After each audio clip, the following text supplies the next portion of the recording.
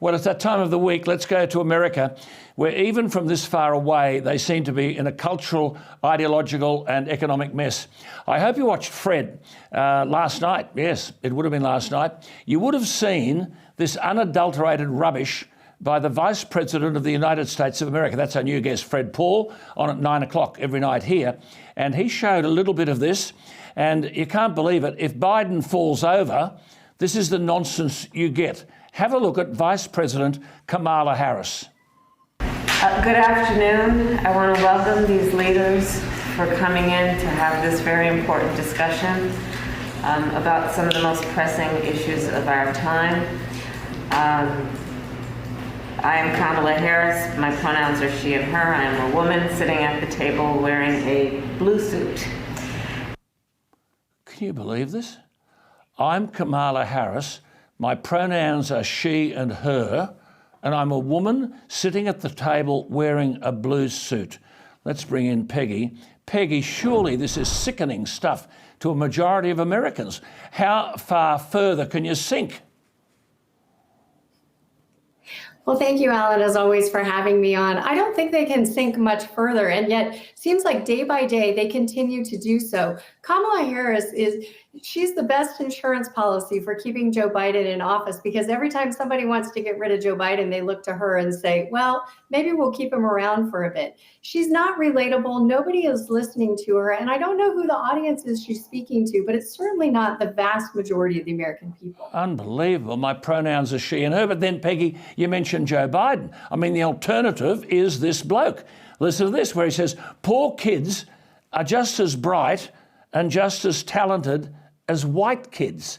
Listen to this. We have this notion that somehow if you're poor, you cannot do it. Poor kids are just as bright and just as talented as white kids. What?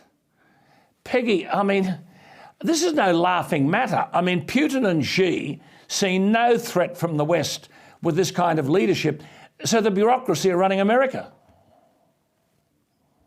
Well, imagine if Donald Trump said something like that, the hysteria that would ensue. And Joe Biden gets a pass and people cover for him and say, oh, well, he didn't really mean it. And he had a stuttering problem as a child, so he probably just got stuck on a word. No, he means everything he says because he says it intentionally and consistently. And he consistently has air cover from the media and from the Democrats on the left. Yes, I know. No one calling him out. Have a look at this. America, he says, is a nation that can be defined with a single word. But Biden, in his bumbling dotage, couldn't find the word. Have a look at this. America is a nation that can be defined in a single word. I was going to excuse me.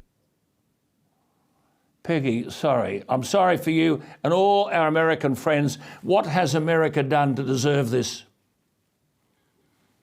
Well, nobody knows what Joe Biden is talking about, but we do know what he's not talking about. And he's not talking about things that the American people care about, like crime, like inflation, food and gas prices, border insecurity. And how sad that the president of the United States can't even say something positive about Americans who would still consider themselves, even under Biden, to be proud and hardworking and patriotic.